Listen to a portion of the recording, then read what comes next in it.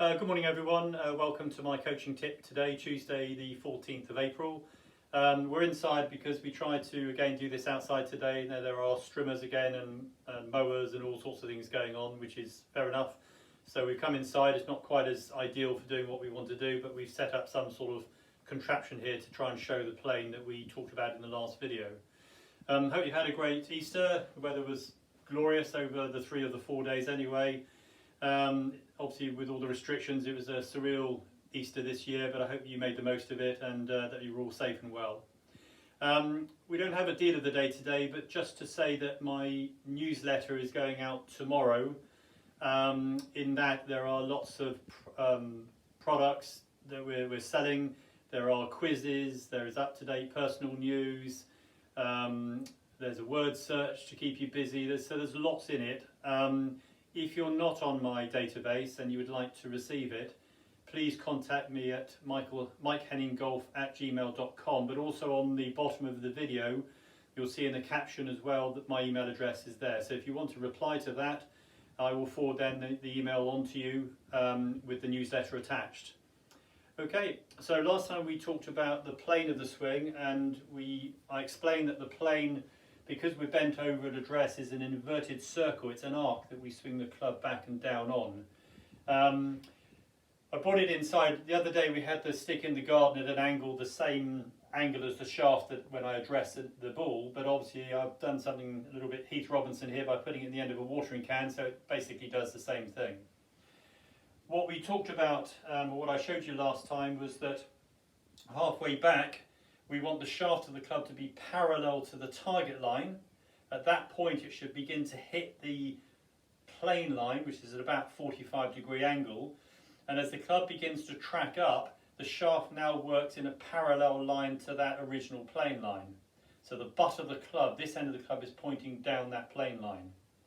So then as it carries on, the shoulders take it up, the top of the backswing, particularly with an iron, the shaft should feel like it's slightly laid off, slightly pointing to the left. The butt of the club is still pointing down the plane line, and from there there's no manipulation needed, just to return that back on that same plane. There's the ideal plane.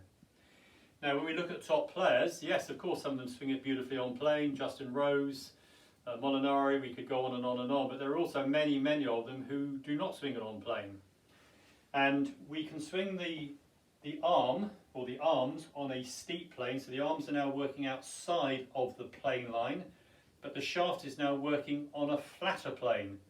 So we have a steep arm plane and a flat shaft plane. I'll explain that a little bit better in just a moment. The opposite of that is for the arms to go too tightly across the torso. The shaft now is pointing this way, so the arm line is a flat plane, but the shaft angle is a steep plane. Now there are many top players who do that. Jim Furyk would be an extreme example, where the club is taken what we call the wrong side of the hands, and because he then has changed the angle that he set up with, he then has to make this change of direction with the shaft to try and then flatten the shaft back into impact. So when we address the ball, we set up a relationship between the shaft and the left arm, and let's for simplistic sake say that's 180 degrees. So if we start like that, we want to return back to impact with that angle still being pretty much the same. So if we start off with that, but halfway back this angle has changed, this is what we call a bowing action or a rolling action, then rather than it being 180 degrees, this angle now is probably 250 degrees. So I've gained 70 degrees in angle. So I've now got to try and recover that. So the club has either got to be released back with the hands early, and the chances of it then being square at impact would be pretty remote, or I'd have to turn onto it to try and deliver the shaft back on plane. Classic example of that, Ray Floyd years ago. Left arm went outside the plane, the club bowed inside, but he then obviously manipulated it back, and he's certainly won more money than I have at golf, so I can't criticise what he's done. If we then go back to a Jim Furyk or a Ricky Fowler, again they started off with a certain angle, so what they then do halfway back is that angle becomes more acute. So if it started at 180 degrees, it's now probably 140 degrees. So the angles become more acute by 40 degrees. So then what they do is they get to the top, they have to reroute the club. So now this angle is beginning to flatten, so they now can attack the ball from the correct angle. Now they've hit millions and millions of balls doing that. They are obviously fantastic players.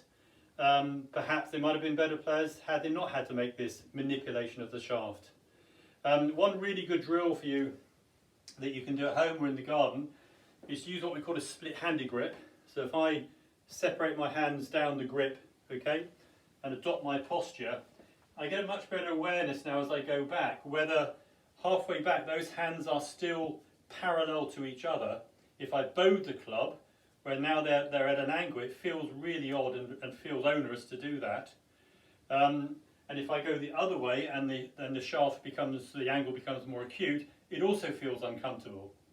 So split-handed work is a really good exercise to feel the natural position halfway back, and as that again carries on into the top of the backswing, you can see again that the shaft angle and the stick angle there, the plane of the swing, are marrying up.